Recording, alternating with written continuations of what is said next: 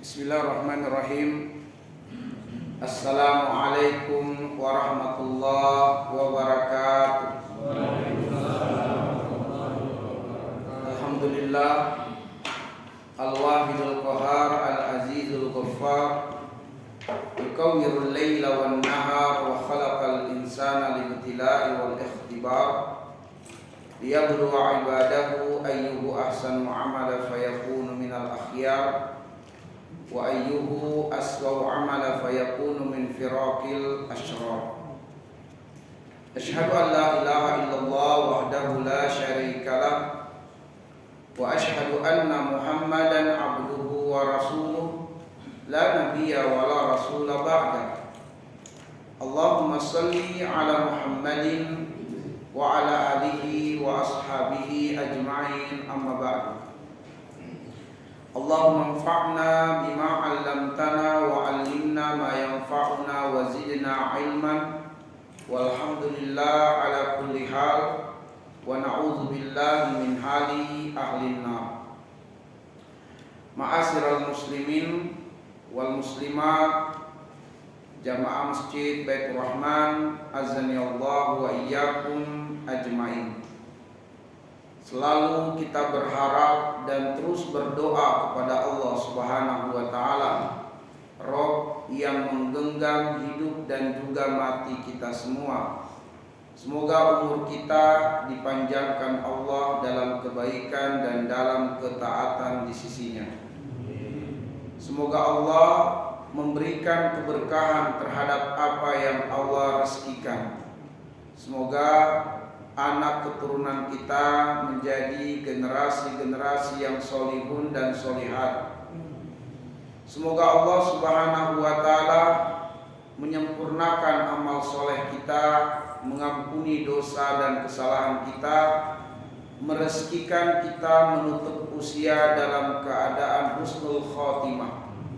Dan semoga kita semua dimudahkan untuk berkumpul di tempat terbaik di akhirat, di dalam surga Allah Subhanahu wa taala. Ma'asyiral muslimin wal muslimat, azani Allah wa iyyakum ajmain.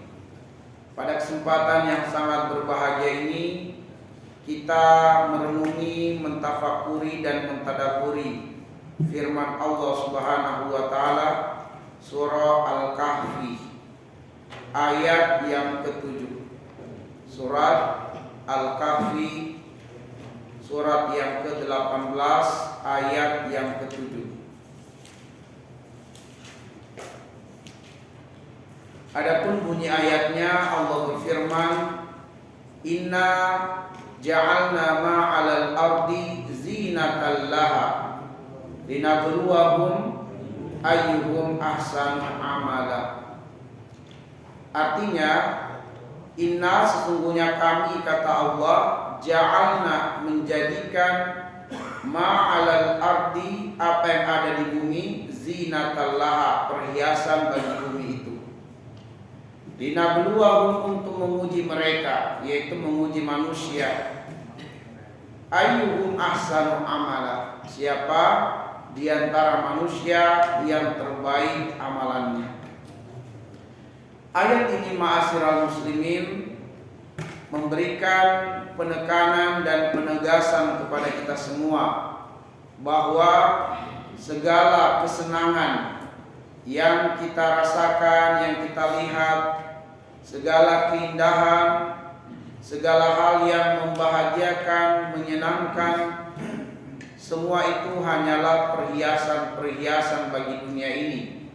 Dan tentu semua itu adalah ujian dari Allah Subhanahu wa ta'ala, yang tentunya untuk menyeleksi siapa di antara kita yang terbaik amalan-amalannya. Untuk lebih memahami akan ayat yang mulia ini, saya ingin menyampaikan sebuah kisah yang dikisahkan oleh baginda Nabi Sallallahu Alaihi Wasallam. Kisah yang terdapat di dalam Sahih Bukhari pada hadis yang pada hadis yang ke 3464. dan juga terdapat dalam kitab Sahih Muslim pada hadis yang ke 2964. Sebuah hadis yang didengarkan langsung oleh Abu Hurairah radhiyallahu anhu, di mana Abu Hurairah radhiyallahu anhu mendengarkan dari Nabi sallallahu alaihi wasallam, dan beliau sallallahu alaihi wasallam bersabda, "Inna salasatan fi bani Israil, abrasa wa aqra'a wa a'ma." Ada 3 orang laki-laki dari kalangan Bani Israel, di mana 3 orang laki-laki ini, yang pertama berpenyakit kusta, yang kedua berpenyakit botak, dan yang ketiga berpenyakit buta. 3 orang laki-laki yang berteman dari kalangan Bani Israel, berpenyakit lepra, kemudian botak dan buta. Badalillahi ayyabtaliyahum faba'asa ilaihim malakan. Allah kemudian bermaksud untuk menguji 3 orang tersebut, sehingga Allah mengutus malaikat yang datang dalam wujud manusia, menjumpai mereka satu persatu. Fa'atal abrasa, kemudian malaikat mendatangi orang yang pertama, yaitu laki-laki yang berpenyakit kusta. Faqal, malaikat berkata kepada laki-laki tersebut, Fa'ayyu syai'in ahabbu ilaik, apa yang paling kamu dambakan, apa yang paling kamu inginkan untuk dikabulkan, diwujudkan di dunia ini. Lalu kemudian laki-laki itu tanpa ragu mengatakan, launun hasanun wa jildun hasanun zahaba anni hadza qad kadhiranin nas. Yang aku inginkan adalah kulit yang bersih dan cerah. Yang aku inginkan adalah kulit yang terbebas dari penyakit yang menjijikkan ini. Dengan penyakit ini aku direndahkan manusia. Dengan penyakit ini aku dijauhi oleh manusia. Itu yang aku inginkan, kata laki-laki yang pertama ini. Lalu kemudian malaikat meminta izin kepada orang tersebut. Famasahahu wa dhahaba anhu. Dia mengusap bagian tubuh orang tersebut, dan dengan izin Allah seketika itu juga hilanglah penyakit dari tubuh orang tersebut. Kulitnya kembali menjadi cerah, bersih dari penyakit yang menjijikkan itu. Betapa bahagianya dia, betapa gembiranya dia. Kemudian malaikat menawarkan kebaikan yang lain padanya. Fa'ayyul mali ahabbu ilaik, harta apa yang paling kamu sukai? Orang itu kemudian mengatakan, al-ibil, saya pengen unta. Fa'utiya naqatan usyara, kemudian orang itu dikaruniai atau diberikan seekor unta yang bunting. Lalu kemudian didoakan oleh malaikat, yubaraku laka fiha, semoga engkau diberkahi oleh Allah dan diberkahi pula unta yang dikuasakan padamu ini. Kemudian malaikat meninggalkan laki-laki yang pertama tersebut.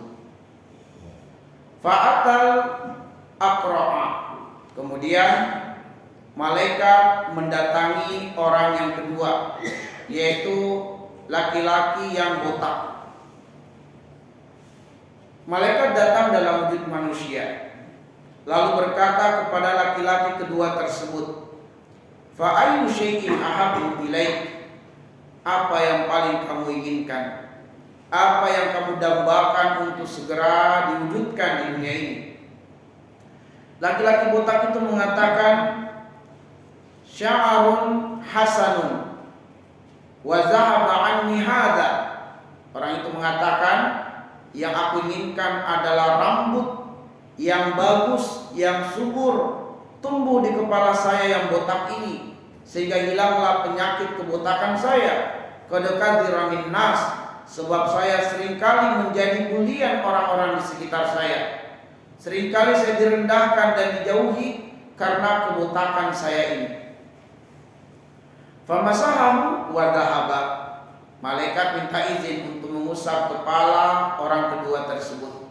Setelah malaikat mengusap kepalanya, dengan izin Allah, seketika itu juga Allah memberikan kepadanya rambut yang subur, rambut yang bagus sesuai dengan harapannya, sesuai dengan keinginannya, sehingga betapa gembiranya dia.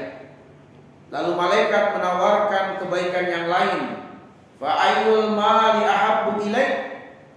Harta apa yang paling kamu suka? Orang itu mengatakan, al-baqaru, saya pengen sapi. Fa'atahu baqaratan hamilan. Kemudian dia dikaruniai atau diberikan seekor sapi yang bunting, sapi yang hamil. Dan didoakan pula oleh malaikat doa keberkahan, yubaraku laka fiha, semoga engkau diberkahi oleh Allah dan diberkahi pula sapi yang dikuasakan padamu. Fa'atal a'ma, kemudian malaikat mendatangi laki-laki yang ketiga, yaitu laki-laki yang buta. Faqalalah, berkatalah malaikat kepada laki-laki buta itu, fa ayyu syai'in ahabbu ilaik? Apa yang paling kamu dambakan, apa yang paling kamu inginkan untuk dikabulkan? Laki-laki buta itu mengatakan, ayaruddallahu ilayya basari. Yang aku inginkan adalah Allah mengembalikan penglihatanku. Fa ubsiru bihin nas, sehingga dengan penglihatan itu aku bisa melihat manusia. Aku bisa melihat keluargaku, aku bisa melihat sahabat-sahabatku, aku bisa melihat tetangga-tetanggaku, dan aku bisa melihat manusia di sekitarku. Famasahahu wa raddallahu alaihi basarahu. Malaikat minta izin untuk mengusap kedua mata laki-laki yang ketiga itu. Dan dengan izin Allah, Allah mengembalikan penglihatan orang tersebut, sehingga dia pun menjadi dapat melihat kembali, dan betapa bahagianya dia. Lalu kemudian malaikat kembali menawarkan kebaikan yang lain padanya. Fa'ayyul mali ahabbu ilaik? Harta apa yang paling kamu inginkan? Orang itu mengatakan al-ghanam, saya pengen kambing. Fa'atahu syatan walidan. Kemudian orang itu dikaruniai seekor kambing yang bunting, seekor kambing yang hamil, dan didoakan dengan doa keberkahan dari malaikat, yubaraku laka fiha, semoga engkau diberkahi oleh Allah dan diberkahi pula kambing yang dikuasakan padamu. Ma'asyiral muslimin, azani Allah wa iyyakum. Nabi melanjutkan sabdanya, fa'unti jahadani wa wallada hadza. Ternyata ketiga orang tersebut benar-benar diberkahi oleh Allah Subhanahu wa taala, ternak atau binatang yang dikuasakan padanya. Laki-laki pertama dan laki-laki kedua menjadi peternak unta dan sapi yang sukses, berkembang, ya, unta-untanya dan juga sapi-sapinya. Demikian pula orang yang ketiga, kambing-kambingnya beranak pinak sehingga berkembang dan menjadi peternak kambing yang sukses.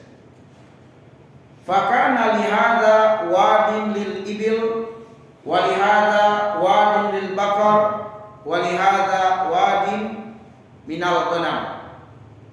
Kata Rasulullah, orang yang pertama itu memiliki unta yang sangat banyak, sampai-sampai untanya itu memenuhi lembah. Orang yang kedua juga memiliki sapi-sapi yang sangat banyak, sehingga sapi-sapinya memenuhi lembah. Dan orang yang ketiga juga demikian, kambing-kambingnya sangat banyak sehingga memenuhi lembah.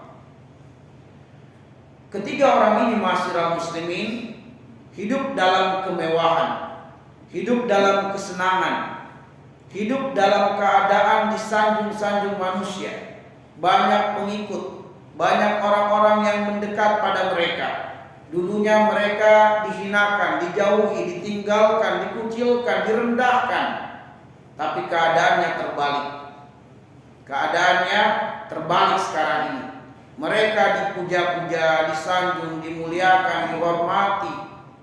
Semua orang berusaha mendekat padanya, bekerja padanya. Mereka menjadi orang yang tersohor, orang yang kaya, orang yang sukses. Setelah mereka menikmati kekayaan mereka untuk sekian tahun lamanya, maka Allah kembali mengutus malaikat untuk menguji masing-masing mereka itu. Dan malaikat diperintahkan oleh Allah datang dalam wujud laki-laki sebagaimana mereka dahulu sebelumnya. Tsumma innahu ata al-abrasa. Malaikat datang kepada laki-laki yang pertama, yaitu laki-laki yang dahulunya adalah berpenyakit kusta. Malaikat datang menemui orang tersebut fi suratihi wa hayatihi. Malaikat datang dalam keadaan berpenyakit kusta, datang sebagai laki-laki yang miskin, laki-laki yang dijauhi dan direndahkan. Dia datang kepada orang yang pertama yang telah menjadi peternak unta yang sangat sukses, hidup dalam kemewahan dan kekayaan yang berlimpah. Tatkala malaikat menjumpainya, malaikat pun berkata kepadanya, rajulun miskinun qad taqatta'at biyal hibalu fi safari fala balagal yawm illa billahi thumma bika. Aku ini, kata malaikat, laki-laki miskin. Aku sedang melakukan suatu perjalanan yang sangat jauh, akan tetapi aku telah kehabisan bekal. Kasihanilah diriku. Aku tidak bisa lagi melanjutkan perjalananku ini, kecuali Allah menolongku dan Engkau berkenan untuk membantu saya. Fas'aluka billadhi a'taqal jildal hasan wal launal hasan wal mala ba'iran ataballagu alaihi fi safari. Karena itu aku meminta kepadamu dengan yang telah memberikan kepada engkau kulit yang bagus, yang telah memberikan kepada engkau kulit yang sehat, dan telah memberikan kepada engkau harta yang banyak. Berikanlah kepadaku seekor unta saja, yang dengannya aku dapat melanjutkan perjalananku ini. Jadi malaikat mengingatkan orang tersebut dengan berkata, as'aluka billadhi a'taqal mala, a'taqal jildal hasan, a'taqal launal hasan.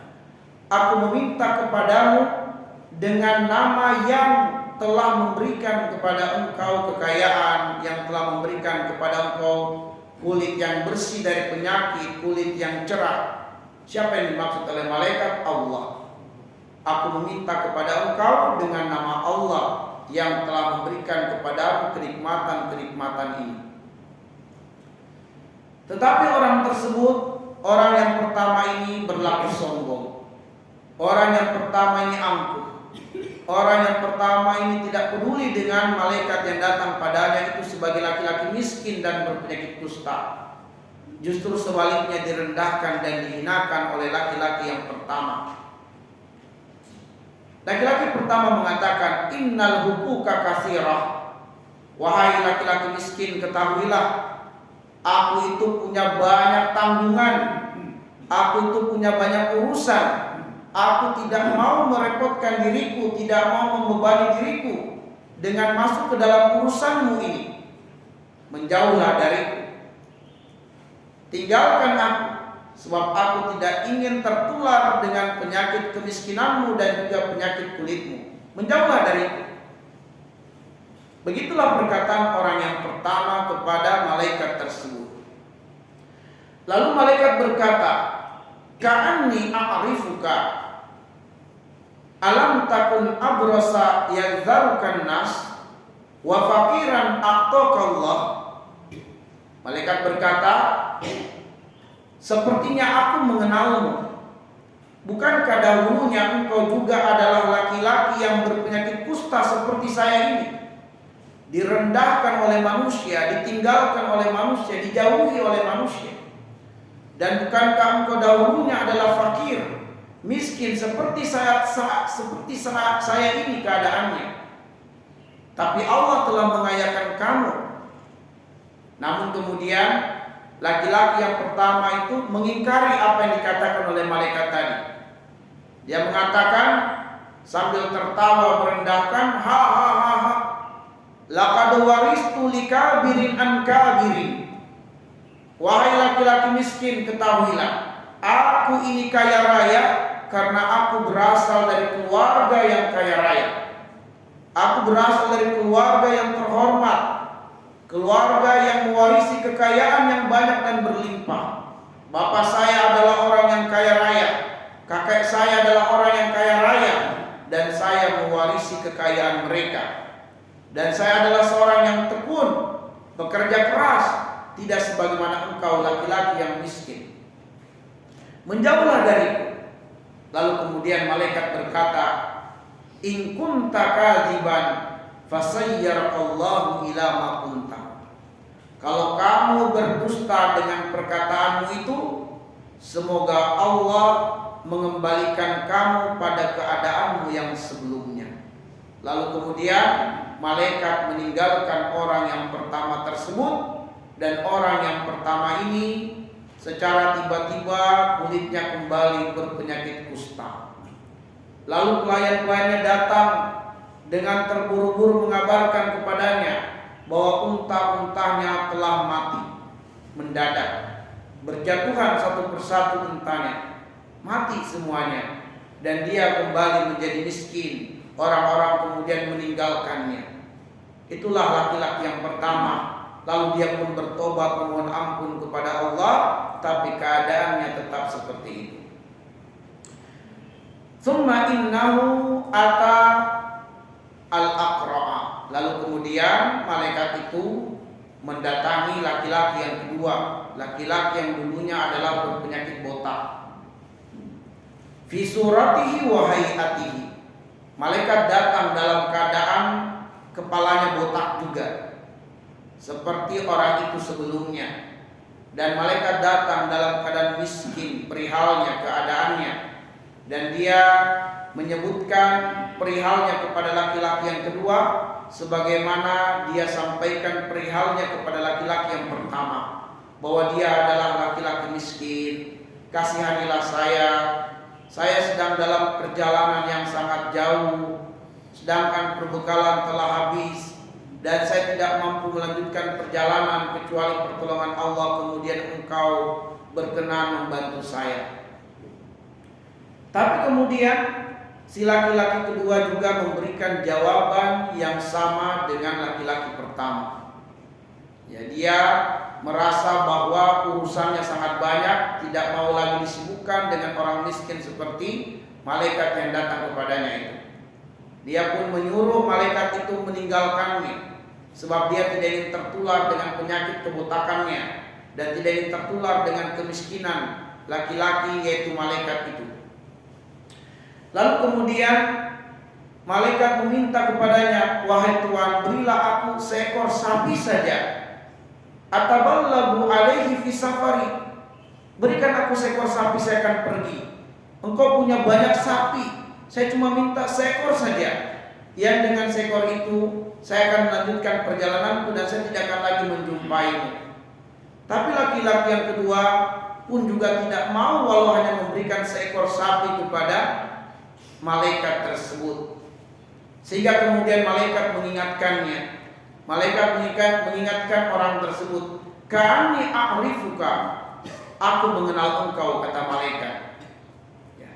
"Alam takun aqra'a yalzarukan nas wa fakiran a'taqallah." Bukankah dahulunya engkau juga berpenyakit botak seperti saya? Engkau direndahkan manusia, dihinakan manusia. Bukankah dahulunya engkau juga miskin seperti saya dan Allah telah mengayakanmu? Maka si laki-laki yang kedua ini juga memberikan jawaban yang sama dengan laki-laki pertama, mengingkari apa yang dikatakan oleh malaikat. Tertawa, merendahkan, dia mengatakan, "Semua ini aku dapatkan karena aku adalah keturunan orang kaya. Aku berasal dari keluarga yang kaya raya. Bapak saya kaya raya, kakek saya kaya raya, dan saya mewarisi kekayaan mereka yang sangat banyak dan berlimpah." Hingga akhirnya malaikat kemudian berkata kepadanya, "In kunta kadziban fasayyarakallahu ila ma kunta." Kalau kamu berdusta dengan perkataanmu, semoga Allah mengembalikan engkau pada keadaanmu yang semula. Dan orang yang kedua pun secara tiba-tiba kembali berpenyakit botak, dan pelayan-pelayannya mengabarkan kepadanya bahwa sapi-sapinya telah mati secara mendadak. Dan malaikat pun meninggalkan laki-laki yang kedua itu. Kemudian malaikat mendatangi laki-laki yang ketiga, laki-laki yang dahulunya adalah buta, dan malaikat mendatanginya fi suratihi wa hayatihi. Malaikat datang dalam keadaan buta, dalam keadaan miskin. Dia menjumpai orang yang ketiga dan berkata kepadanya sebagaimana perkataannya pada orang pertama dan orang yang kedua, "Saya adalah laki-laki miskin, kasihanilah saya. Saya sedang melakukan suatu perjalanan yang jauh, perbekalan telah habis. Aku tidak bisa melanjutkan perjalanan kecuali Allah menolong saya dan engkau berkenan membantu saya." Lalu malaikat berkata kepadanya, "Fas'aluka billadzi radda 'alaika basarak ghanaman ataballagu biha ila safari." Dia mengatakan, "Aku meminta kepadamu dengan nama Allah yang telah memberikan kepada engkau kekayaan, yang telah mengembalikan penglihatanmu. Berikanlah aku seekor kambing saja agar aku bisa melanjutkan perjalananku ini." Dan laki-laki yang ketiga ini, ma'asyiral muslimin, dia tidak mengingkari apa yang dikatakan oleh malaikat. Dia berkata kepada malaikat, "Qad kuntu a'ma faraddallahu basari." Engkau benar, wahai saudaraku. Dulu aku adalah laki-laki buta sama dengan engkau saat ini. Dan Allah berbuat baik padaku dengan mengembalikan penglihatanku. Wa kuntu fakiran fa'abnani. Dan engkau pula benar. Dulu aku laki-laki miskin, tak berpunya apa-apa, direndahkan, dijauhi oleh manusia. Tapi Allah berbuat baik padaku dengan mengayakan aku. Dan kini engkau datang kepadaku. Engkau meminta sesuatu kepadaku dengan nama Allah. Dialah yang telah mengayakan aku dan menyembuhkan aku. Fa wallahi la ajhaduka al-yawm min syai'in akhastahu lillah. Khudh ma syi'ta wa utruk ma syi'ta. Kata laki-laki ketiga ini, "Dan sekarang kamu telah meminta kepadaku dengan nama Allah yang telah berbuat baik padaku. Karena itu wallahi, demi dia, demi Allah, aku tidak akan menghalangi engkau hari ini. Silakan engkau ambil apa saja yang kau mau dari hartaku ini dengan nama Allah. Ambillah sesuka hati engkau. Aku tidak akan menahanmu dan aku tidak mencegahmu. Ambil yang kamu suka, tinggalkan yang tidak kamu suka." Maka malaikat tersenyum kepada laki-laki ketiga, lalu berkata kepada laki-laki ketiga, "Amsik malak, tahanlah hartamu. Aku tidak membutuhkannya. Innama ubtulitum, sungguh kalian hanyalah sedang diuji oleh Allah. Wa qad radiyallahu anka, dan Allah telah ridho padamu. Wa qad sakhita ala sahibaik, dan Allah telah murka kepada dua orang sahabatmu." Lalu kemudian malaikat meninggalkan laki-laki yang ketiga. Dan laki-laki yang ketiga ini semakin diberkahi hartanya oleh Allah, semakin bertambah kekayaannya, dan dia pun semakin menjadi pribadi yang dermawan, tawadu. Dia menjadi pribadi yang banyak membantu orang-orang di sekitarnya.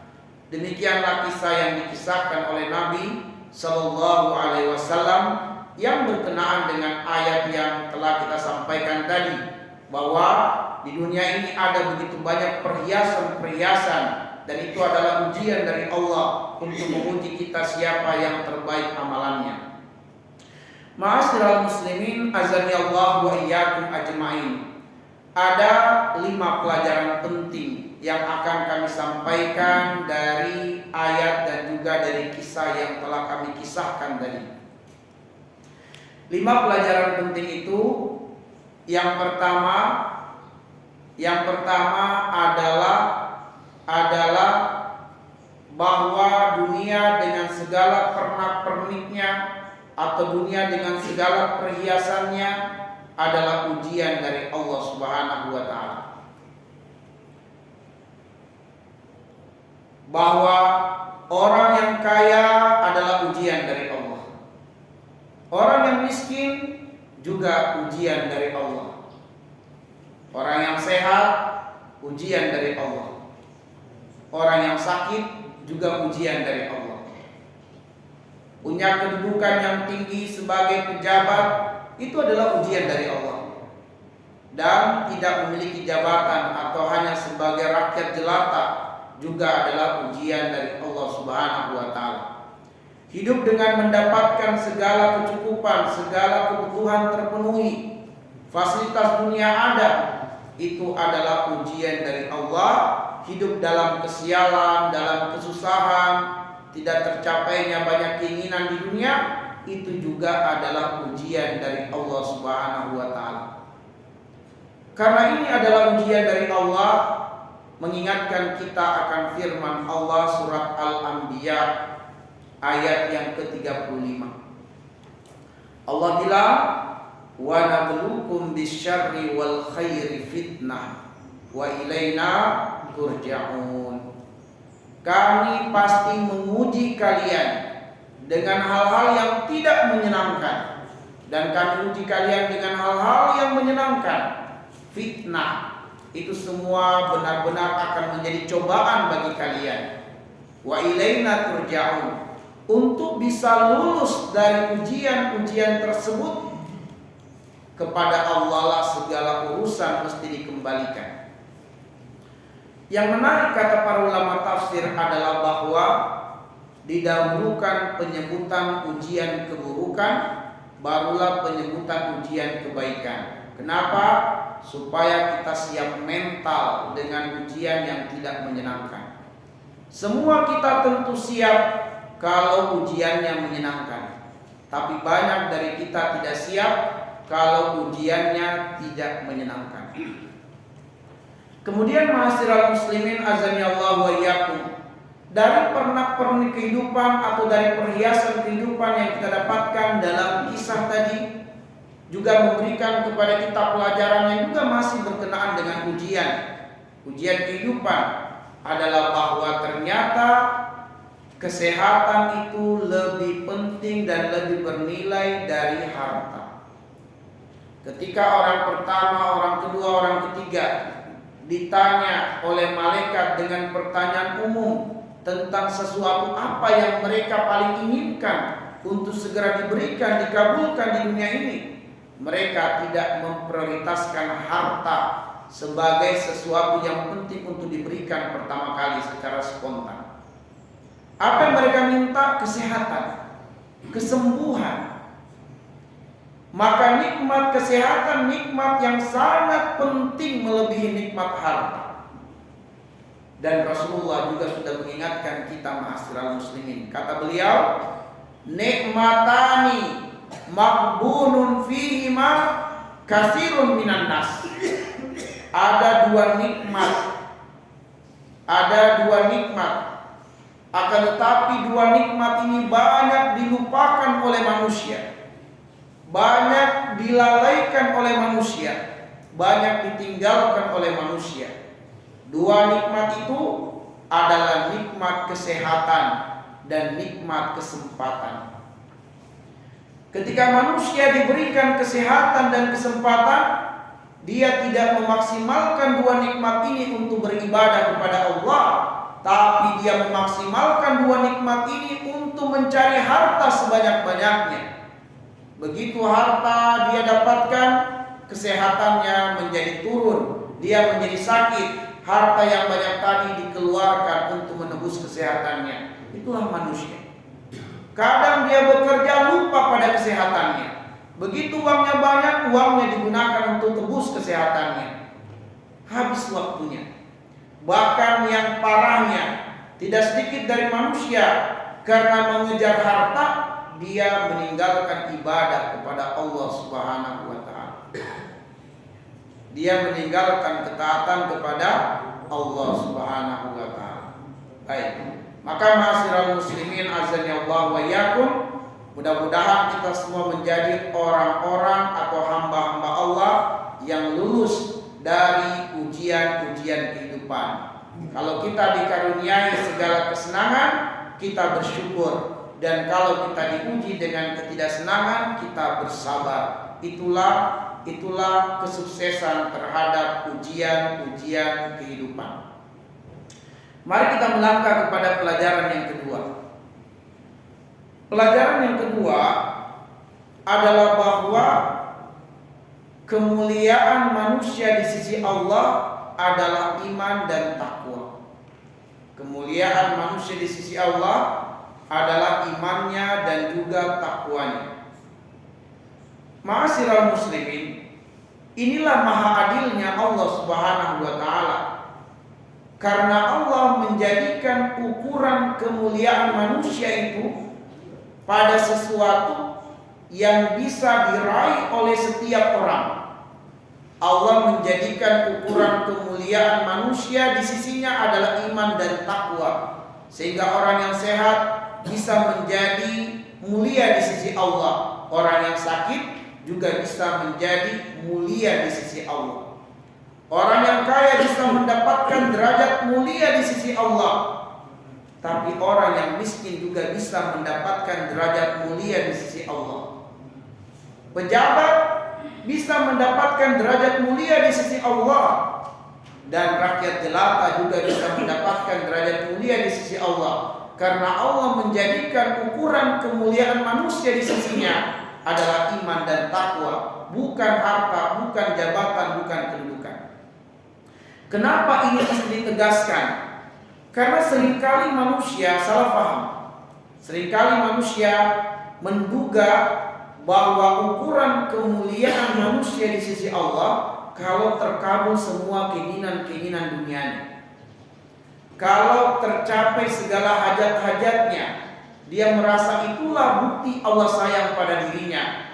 Dia sehat walafiat, kekayaannya berlimpah, jabatannya naik, gajinya semakin bertambah.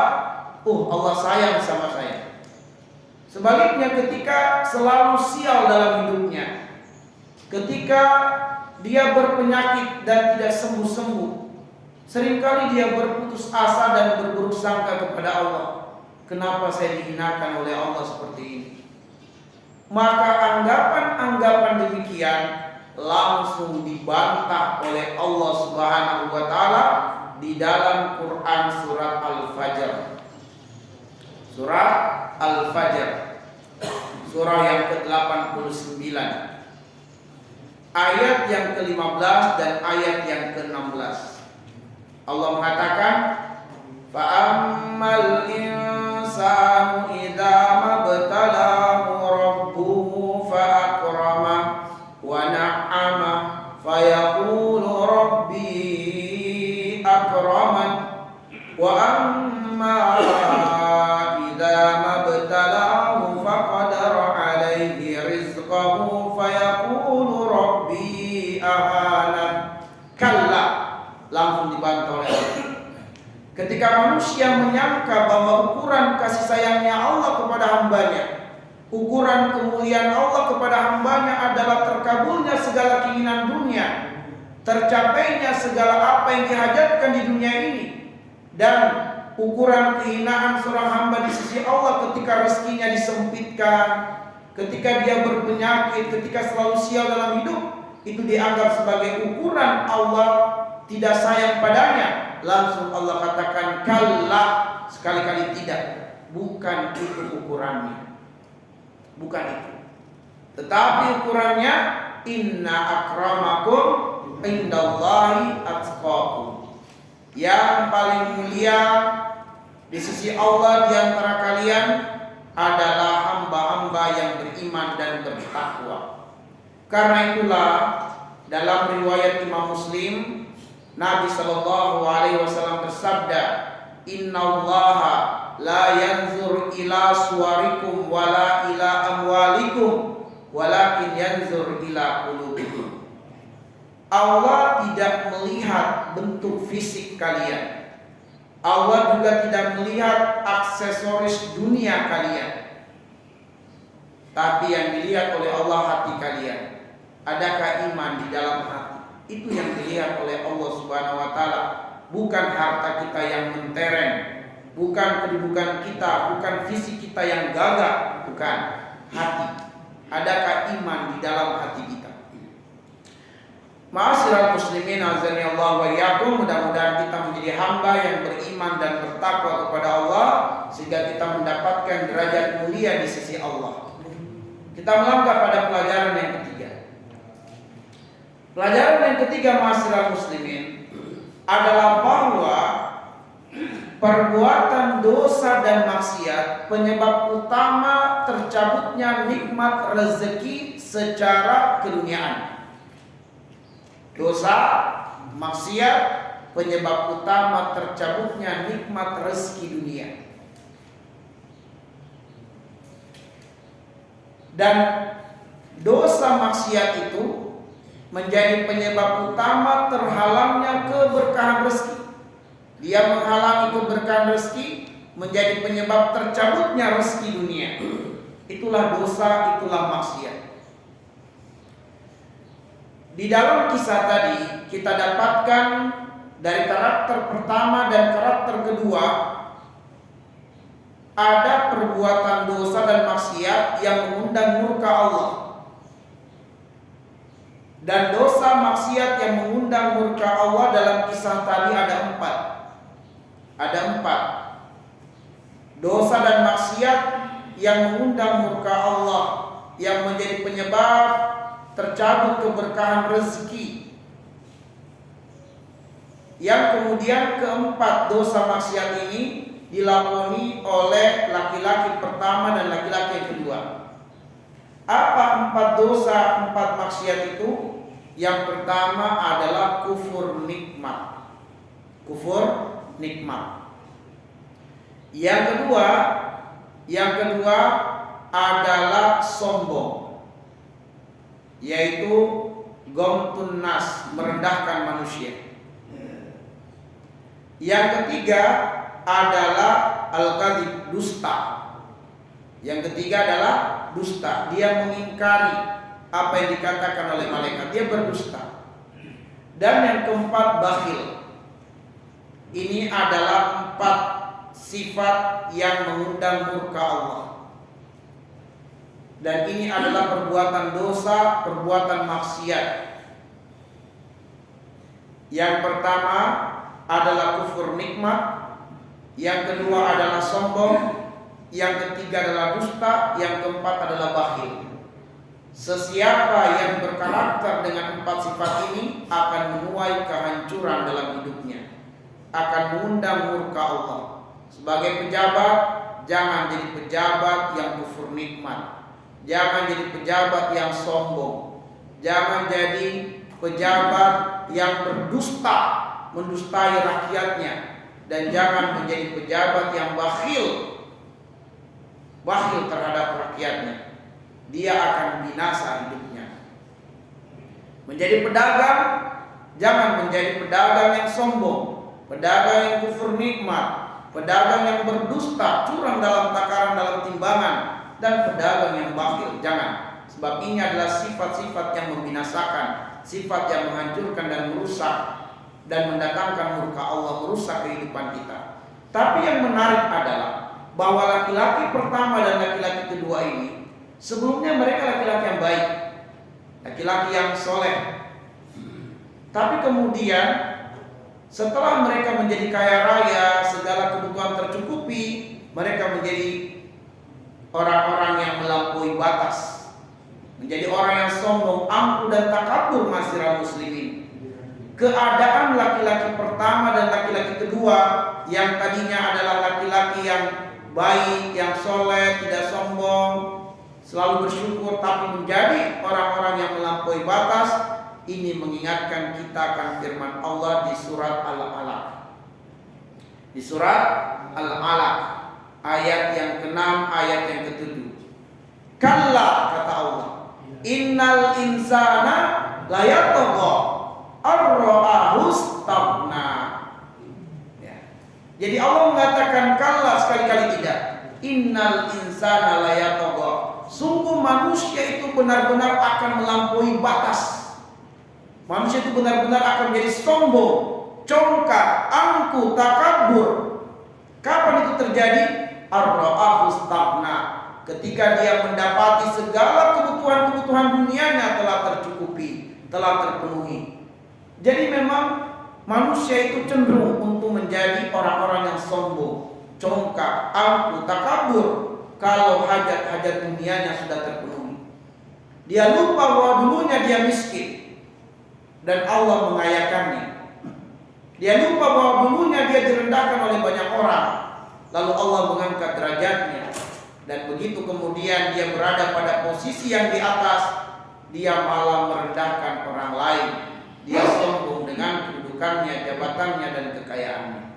Itu mengingatkan kita akan ayat tersebut. Kita melangkah pada pelajaran berikutnya, pelajaran yang keempat. Pelajaran yang keempat kita ambil dari karakter orang yang ketiga, bahwa ternyata ma'asyiral muslimin, orang yang ketiga ini memberikan pelajaran berharga kepada kita, bahwa amal soleh penyebab utama datangnya keberkahan pada rezeki. Amal soleh menjadi penyebab utama langgengnya rezeki dan berlimpahnya rezeki. Jadi kalau kemudian agak sulit kita rasakan rezeki kita, lakukan amal soleh. Karena amal soleh itu mengundang rezeki. Amal soleh itu membuka pintu rezeki.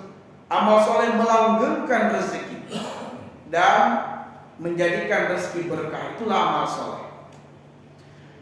Amal soleh yang ditampakkan atau ditonjolkan di dalam kisah tadi ada empat sifat, empat amal soleh yang diperankan oleh laki-laki yang ketiga. Yang pertama syukur nikmat. Yang kedua tawadu, tidak sombong. Yang ketiga jujur. Dan yang keempat dermawan. Maka berkarakterlah dengan karakter ini, insya Allah akan sukses hidup kita. Akan berkembang usaha kita, bisnis kita. Akan maju dan melejit usaha kita.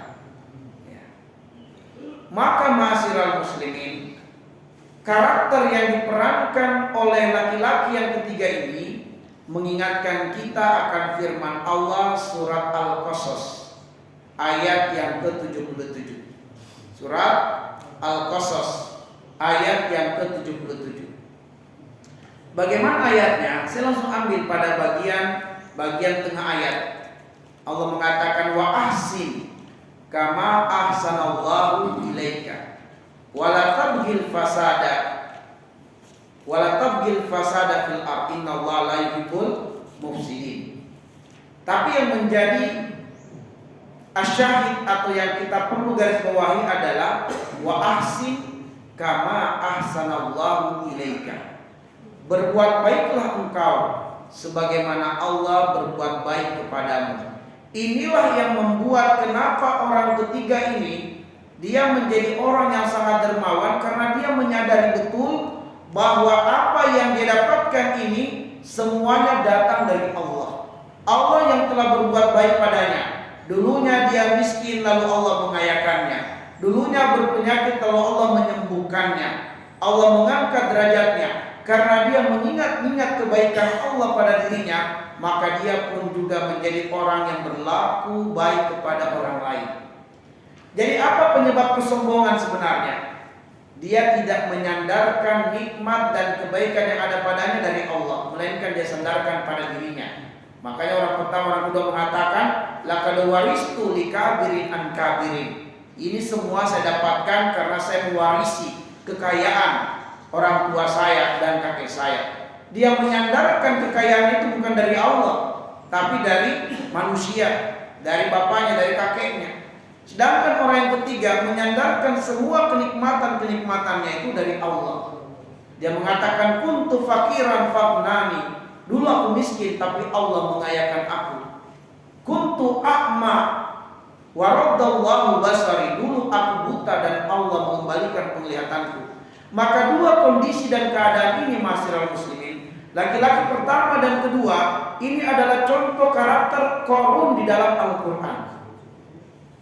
Di dalam Al-Quran bisa kita lihat di dalam surat Al-Qasas ayat 78, ya, surat Al-Qasas ayat 78, bagaimana si Qarun mengatakan innama utituhu ala ilmin indi. Itu si Qarun, surat Al-Qasas ayat 78.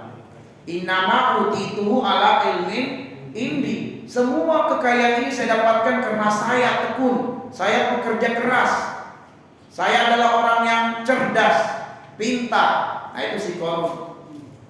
Jadi Qarun ini karakternya sama dengan karakter laki-laki pertama dan laki-laki kedua, menyandarkan semua nikmat bukan dari Allah tapi dari dirinya, ya, dari manusia. Sedangkan laki-laki ketiga ini, dia menyandarkan kenikmatannya dari Allah, sama dengan Sulaiman di dalam surat An-Naml di ayat yang ke-40. Ketika kemudian Sulaiman dengan kekayaan yang banyak berlimpah, dia mengatakan hadza min fadli rabbi liyabluwani aashkur am akfur. Semua ini karunia dari Allah untuk menguji saya, pandaikah saya bersyukur ataukah kufur. Baik, pelajaran terakhir ma'asyiral muslimin azani Allah wa iyyakum ajmain. Pelajaran terakhir ini adalah berkenaan dengan bolehnya kita mendoakan kehancuran secara ekonomi kepada orang-orang yang sombong.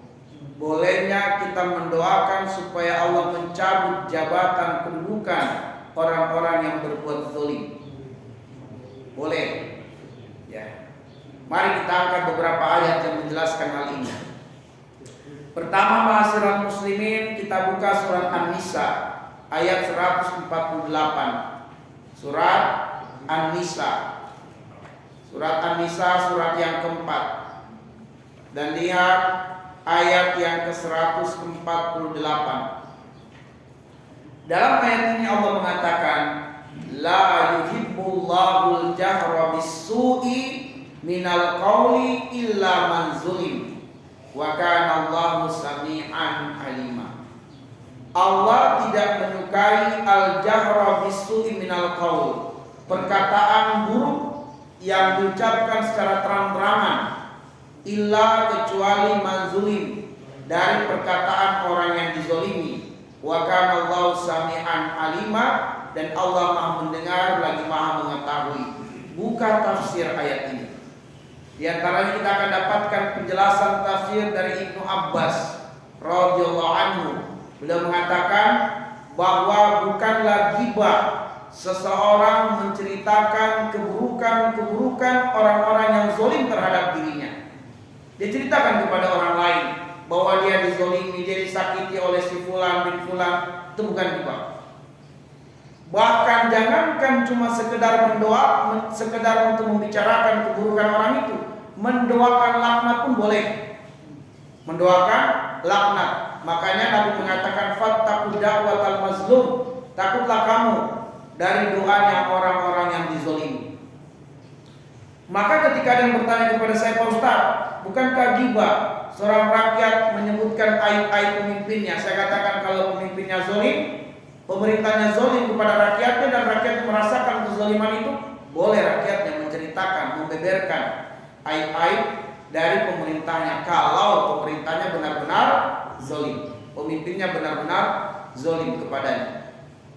Dan ini yang pertama, kondisi yang pertama bahwa boleh mendoakan keburukan kepada orang-orang yang berbuat zalim. Sebagaimana malaikat dia dizalimi, maka dia mendoakan keburukan kepada orang pertama, orang kedua, supaya dikembalikan penyakit kusta pada laki-laki pertama, dikembalikan penyakit botak pada laki-laki kedua, dan Allah cabut kekayaan mereka. Itu didoakan, dan doa malaikat mustajab. Doa malaikat mustajab. Ini kondisi yang pertama. Kondisi yang kedua disebutkan di dalam surat Al-Kahfi. Disebutkan dalam surat Al-Kahfi dari ayat 32 sampai dengan ayat yang ke-44. Surat Al-Kahfi ayat 32 sampai dengan ayat yang ke-44, di mana dikisahkan di dalam ayat-ayat itu tentang Sohibul Jannatain, yaitu ada seseorang yang memiliki dua kebun anggur. Ya, dia adalah seseorang yang tersohor, yang kaya, dan dia berkawan dengan laki-laki yang soleh. Laki-laki yang soleh mengingatkan kawannya. Dia mengatakan, wahai kawanku, alangkah indahnya engkau sekiranya tidak kufur terhadap nikmat yang Allah sudah berikan kepadamu. Alangkah bagusnya engkau masuk ke kebunmu dan engkau memuji Allah Subhanahu wa ta'ala yang telah memberikan nikmat kepadamu.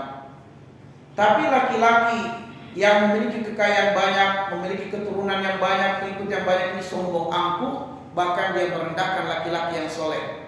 Si laki-laki soleh tahu bahwa ini temannya dulu bagus orangnya, tapi karena kekayaanlah dia menjadi berubah. Maka si laki-laki soleh ini mendoakan, ya Allah, cabutlah kenikmatan pada orang tersebut. Setelah kemudian dia berdoa dan doanya dikabulkan oleh Allah, laki-laki ini kemudian bertobat memohon ampun kepada Allah Subhanahu wa ta'ala. Laki-laki yang tadinya kaya raya menjadi bertobat dan memohon ampun kepada Allah Subhanahu wa ta'ala. Maka petunjuk yang kedua di dalam ayat ini, kalau kita kenal betul seseorang, dulu kita pernah berkawan dengannya, kita berteman dengannya, kita tahu dia dulu orang yang baik, yang soleh, tapi kemudian dia masuk ke dalam suatu partai tertentu, lalu menjadi seorang pejabat karena karirnya bagus, dan tiba-tiba dia menjadi orang yang sombong. Dia angkuh, dia lupa dengan sahabat-sahabatnya, dia nggak mau lagi ke masjid, malah dia merendahkan orang-orang yang suka ke masjid. Dia mengatakan, yang sering ke masjid itu pengangguran. Ada perkataan-perkataan seperti itu. Yang suka ke masjid itu pengangguran katanya. Nah, dia sombong, dia angkuh, dan kita tahu dulu orang ini tidak begini. Maka kita boleh mendoakan, ya Allah, cabutlah kenikmatan harta kebuka dari orang ini, kembalikan nikmat yang baik pada dirinya berupa nikmat iman dan nikmat Islam. Makanya malaikat tadi mengatakan, ka'anni a'rifuka, sepertinya aku tahu kamu. Dulu kamu begini dan begitu. Kamu dulu tidak seperti ini. Kamu dulu adalah orang yang seperti ini, yang dekat dengan Allah. Engkau diuji dengan kemiskinan dan engkau sabar, lalu Allah mengayakanmu. Tapi sekarang kamu berubah. Nah, jadi kalau orang itu kita kenali dulunya bagus, baik, tiba-tiba dengan kekayaan dan kedudukan dia menjadi sombong, maka kita boleh diam-diam mendoakan kepada Allah, ya Allah, cabutlah kenikmatan pada orang tersebut. Kenapa masyarakat muslimin?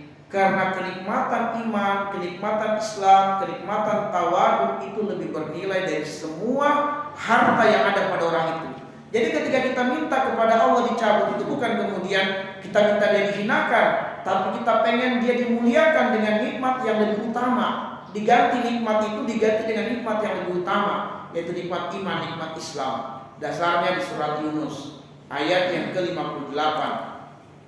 Allah mengatakan, Kul bifadlillahi wa birahmati fabidzalika falyafrahu huwa khairum mimma yajma'un. Nah, di situ di bagian akhir ayat, huwa khairum mimma yajma'un, bahwa nikmat dari Allah, karunia dari Allah berupa Islam, iman, ilmu, Al-Quran, itu lebih bernilai dari semua kekayaan dunia yang dapat dikumpulkan oleh manusia.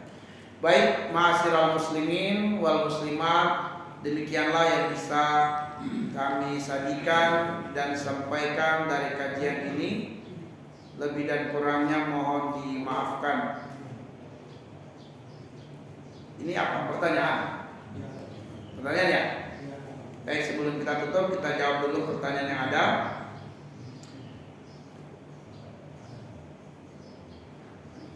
Tadi kita sebutkan Quran surat Al-Kahfi surat Al-Kahfi surat 18 ayat yang ke-7.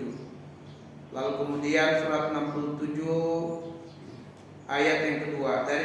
Dari kedua surat tersebut di atas menyatakan bahwa Allah menyuruh kita untuk beramal yang baik, bukan yang banyak.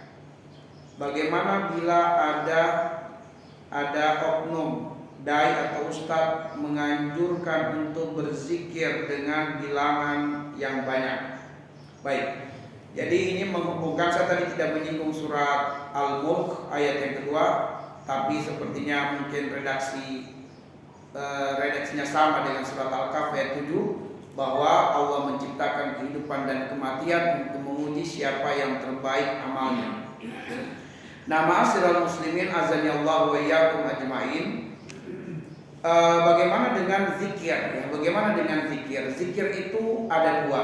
Ya, zikir itu ada dua. Ada zikir muqayyad dan ada zikir mutlak. Ada zikir muqayyad dan ada zikir mutlak. Dalilnya untuk zikir mutlak misalnya di dalam surat Al-Ahzab di ayat yang ke-41, ya ayyuhalladzina amanu uzkurullaha dzikran katsiran. Wahai orang-orang yang beriman, sebutlah nama Allah sebanyak-banyaknya. Itu namanya zikir mutlak. Zikir mutlak itu maksudnya adalah tidak terikat dengan waktu, tidak terikat dengan tempat, tidak terikat dengan jumlah, tidak terikat dengan bacaan, tidak terikat dengan sikon. Itu namanya zikir mutlak. Silakan kita berzikir, tapi yang kita zikir adalah nama Allah, Asmaul Husna, sebanyak-banyaknya. Tidak dikaitkan dengan waktu, tidak dikaitkan dengan tempat, tidak dikaitkan dengan jumlah, sebanyak-banyaknya. Namun boleh seseorang berkomitmen dengan dirinya untuk mengistiqomahkan dirinya dengan zikir-zikir tertentu dan zikir mutlak. Misalnya, dia berkomitmen, saya mau berzikir la ilaha illallah 1000 kali setiap hari. Silahkan saja. Tidak mengapa ketika dia pengen berkomitmen dengan itu. Namun dia tidak boleh mengajarkan dan menyuruh orang lain untuk berzikir la ilaha illallah 1000 kali setiap hari. Kenapa tidak boleh? Sebab apa dasarnya dia menyuruh orang lain untuk berzikir 1000 kali la ilaha illallah? Sebab begitu dia menetapkan satu jumlah tertentu, itu menjadi zikir muqayyad, dan zikir muqayyad harus ada dasar, harus ada dalil. Nah, jadi zikir mutlak untuk masing-masing person silakan saja. Saya mau baca ya Allah ya Rahim, ya Allah ya Rahim sebanyak-banyaknya silakan. Ya Allah ya Razzaq, ya Allah ya Razzaq sebanyak-banyaknya silakan saja. Ya, tetapi tidak bisa kita ajarkan orang lain dengan mengatakan bacalah ya Allah ya Razzaq ya Latif 100.000 kali misalnya. Itu bisa terjatuh pada perkara bid'ah. Ya, kalau kita mengatakan begini, akhi berbanyaklah menyebut nama Allah Ar-Razzaq sebanyak-banyaknya, enggak salah itu, benar. Tapi begitu kita mengaitkan dengan jumlah harus ada dasarnya. Nah, itu namanya zikir mutlak. Zikir yang tidak dibatasi dengan waktu, tidak dibatasi dengan tempat, tidak dibatasi dengan cara, tidak dibatasi dengan sikon. Sebanyak-banyaknya, kapan saja bisa. Di pagi hari, sore hari, tengah malam boleh, silakan. Ya, jumlahnya silakan kita tentukan masing-masing. Itu zikir mutlak. Adapun zikir muqayyad, zikir yang waktunya, jumlahnya, bacaannya, sikonnya sudah ditentukan. Itu namanya muqayyad. Ya. Waktunya, jumlahnya, bacaannya, sikonnya, tempatnya sudah ditentukan, sudah diajarkan oleh Nabi. Itu namanya muqayyad. Muqayyad itu artinya terikat. Yang muqayyad artinya terikat, terbatasi. Ya, terbatasi. Contoh zikir muqayyad adalah zikir ba'da salat fardu. Nah, itu muqayyad. Ya. Kita istighfar setelah salam, assalamualaikum warahmatullah, assalamualaikum warahmatullah, langsung beristighfar, astagfirullah, astagfirullah, astagfirullah 3 kali. Ya. Bukan astagfirullahalazim wa atubu ilaih. Boleh kalau ada dasarnya. Tapi sejauh yang kami dapatkan, Nabi hanya mengucapkan kalimat istighfar, astagfirullah, astagfirullah, astagfirullah. Ini muqayyad.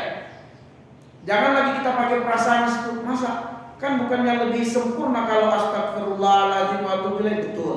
Tetapi begitu kita mengucapkan itu bukan lagi zikir muqayyad, menjadi zikir mutlak. Padahal kita pengen keutamaan zikir muqayyad, zikir ba'da salat fardu. Subhanallah 33 kali, jangan tambah, jangan kurangi. Alhamdulillah 33 kali, jangan tambah, jangan kurangi. Allahu Akbar demikian juga 33 kali, jangan tambah, jangan kurangi. Boleh disatukan bacaannya dan juga dari riwayatnya Subhanallah walhamdulillah wallahu akbar. Atau dalam riwayat yang lain Subhanallah walhamdulillah wala ilaha illallah Allahu akbar 33 kali, boleh. Ya, jadi Subhanallah walhamdulillah wala ilaha illallah Allahu akbar. Subhanallah walhamdulillah wala ilaha illallah Allahu akbar. Nah, 33 kali itu muqayyad. Jadi zikir ba'da salat fardu adalah zikir muqayyad.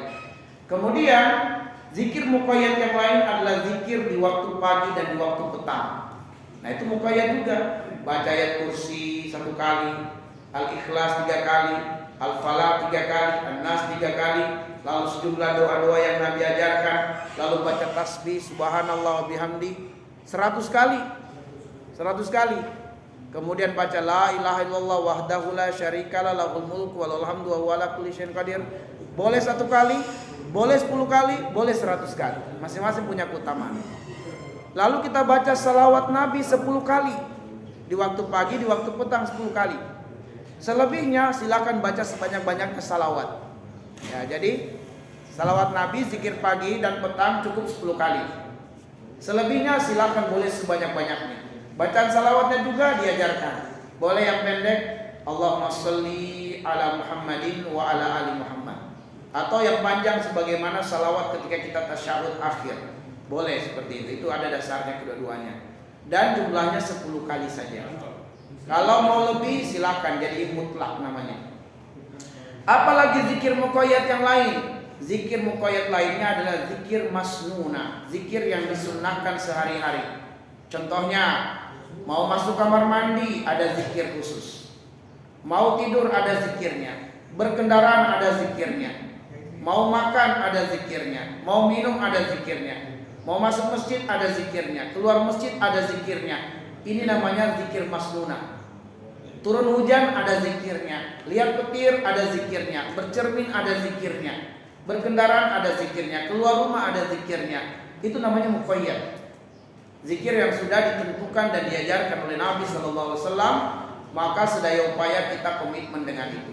Di luar daripada zikir muqayyad silakan sebanyak-banyaknya. Namanya zikir mutlak. Jadi kalau Ustaz menyuruh untuk berzikir sebanyak-banyaknya tidak ada masalah kalau kemudian zikirnya mutlak. Tapi jika dia mengajarkan kamu pengen ketemu Nabi, di waktu tidurmu baca salawat 1000 kali sebelum kamu tidur, ini bid'ah. Ya. Dari mana tuh keutamaannya itu? Dari mana penentuan salawat 1000 kali untuk bisa ketemu dengan Nabi? Nggak ada dasarnya. Maka bisa jadi yang datang adalah jin. Ingat, jin tidak bisa datang dalam wujud Nabi, tapi jin bisa datang mengaku Nabi. Dan karena kita, kata Imam At-Tirmidzi, dia punya kitab namanya Syama'il Muhammadiyah. Ya, Syama'il Muhammadiyah, bagaimana bentuk fisiknya Rasulullah, bagaimana model rambutnya, model pakaiannya, bagaimana tingginya Nabi, dijelaskan dalam kitab Syama'il Muhammadiyah karya Imam At-Tirmidzi. Nah, itu bagus dibaca supaya kita tahu bagaimana karakter Nabi. Maka orang-orang yang tidak mengenali sirahnya Nabi, tidak mengenali bentuk fisiknya Rasulullah, tiba-tiba mengaku bermimpi ketemu Nabi, diingkari oleh para ulama alul hadis mimpinya. Karena ketika Nabi mengatakan bahwa kalau kalian melihat aku dalam mimpi itu benar adalah aku, sebab setan tidak bisa menyerupai aku. Perkataan ini adalah perkataan Nabi kepada para sahabat-sahabatnya, karena sahabat melihat Nabi langsung. Jadi kalau mereka bermimpi lihat Nabi, benar itu Nabi, karena mereka tahu Nabi. Hari ini kita sebentar-bentar saya mimpi ketemu Nabi, ditanya bagaimana yang kamu lihat Nabi? Oh, ternyata Nabi rambutnya putih semua. Nah, itu boleh jadi Ganjar yang dilihat itu, bukan Nabi, itu Ganjar yang dilihat. Nah, jadi ma'asyiral muslimin azan ya Allah wa iyyakum ajmain. Seperti itulah keadaannya. Semua manusia menginginkan masuk surga tanpa hisab. Tentu ada kriteria untuk mendapatkannya. Seperti apakah kriteria tersebut? Nah, diantaranya kata Rasulullah Sallallahu Alaihi Wasallam, ya dalam hadis yang sangat panjang, ya beliau mengatakan, la yarkun wala yastarkun wala yatatayyarun, ya walallahi yatawakkalun, dalam riwayat Imam Bukhari dan Muslim. Yaitu pertama, la yarkun, yaitu tidak meruqyah. Yang dimaksudkan dengannya dijelaskan oleh Imam Al-Qurtubi, la yarkun yaitu tidak meruqyah dengan ruqyah yang tidak syar'i, yaitu meruqyah dengan jampi-jampi, dengan mantra-mantra yang tidak bersumber dari Al-Quran ataupun dari doa-doa hadis yang terdapat dalam hadis. La yarkun, maka tidak meruqyah dengan mantra-mantra atau doa-doa yang tidak bersumber dari Al-Quran dan hadis. Wala yastarkun, tidak meminta ruqyah dari model-model ruqyah yang tidak bersumber dari Al-Quran dan hadis. Itu penjelasan Imam Al-Qurtubi. Sebab ruqyah itu artinya secara bahasa jampi-jampi, baca-baca. Itu artinya. Makanya para ulama membedakan ada ruqyah syar'iyah, ada ruqyah ghairi syar'iyah. Ada ruqyah yang benar secara syariat, ada ruqyah yang tidak dibenarkan secara syariat. Maka ruqyah yang tidak dibenarkan secara syariat tidak boleh seseorang mempelajarinya untuk meruqyah dengan cara itu, dan tidak boleh meminta ruqyah dari orang yang meruqyah dengan cara yang tidak syar'i. Kemudian berikutnya adalah la yatatayyarun, tidak boleh menggantungkan keberuntungan atau kesialan dari melihat sesuatu, dari benda-benda atau dari angka-angka atau dari keadaan-keadaan. Misalnya dia mau keluar rumah, lihat dulu burung. Kalau dia dapati burung pertama kali terbang ke kanan, nah ini berarti mujur nih usahanya hari ini. Maka itu tatayyur, haram hukumnya, termasuk syirik. Tapi ketika dia melihat burung terbang ke kiri, sial hari ini kalau saya keluar, maka dia nggak mau keluar. Ada yang menggantungkan nasib baik nasib buruknya pada mimpinya, karena dia bermimpi melihat dirinya telanjang bulat, akhirnya dia tidak mau keluar pada hari itu karena dia yakin itu akan menjadikan sial. Itu namanya tatayyur juga. Ada orang setelah bangun tidur, maka untuk mendaratkan kaki pertama di lantai perlu dideteksi dengan melihat atau merasakan mana lubang hidung yang paling longgar. Kalau hidung kanan lebih longgar, lebih longgar nih, berarti kaki kanan dulu yang menapak ke lantai. Kalau lubang hidung kiri yang lebih longgar, kaki kiri dulu yang menapak ke lantai. Nah parahnya kalau tersumbat dua-duanya, ya dia akan turun dari ranjangnya. Nah ini tatayyur. Yang dia mau keluar rumah, tapi terdengar bunyi cicak, cak cak cak misalnya, jangan keluar rumah dulu. Ini cicak lagi bunyi, toke lagi bunyi, sial, nggak boleh.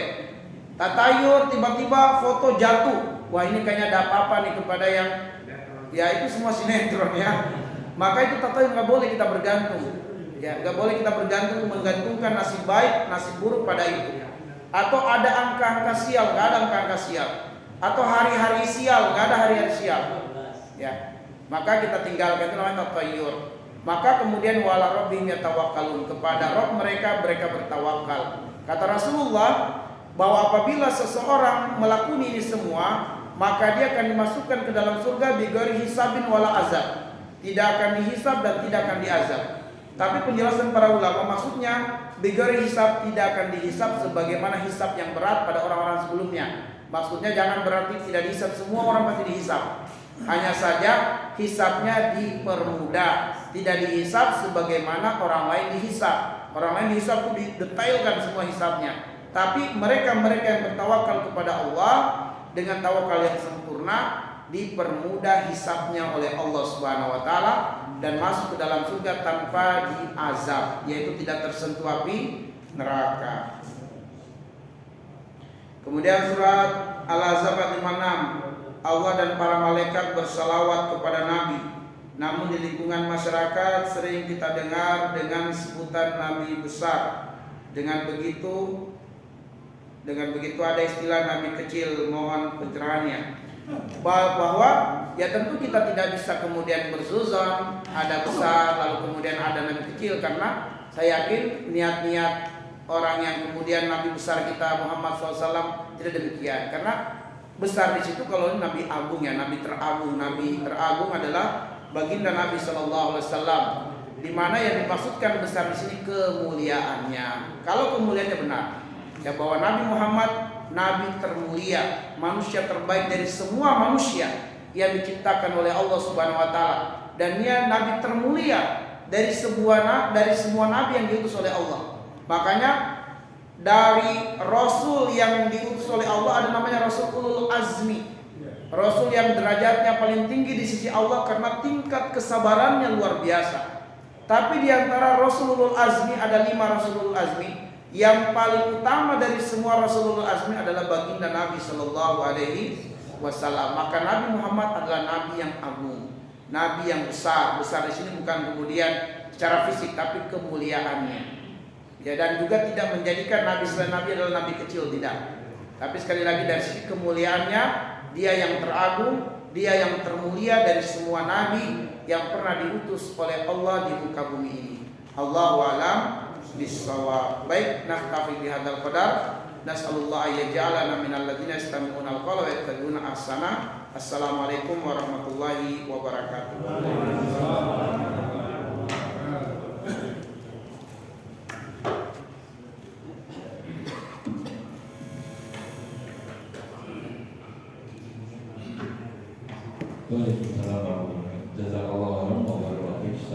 Demikian kajian kita bagian ini, semoga bermanfaat.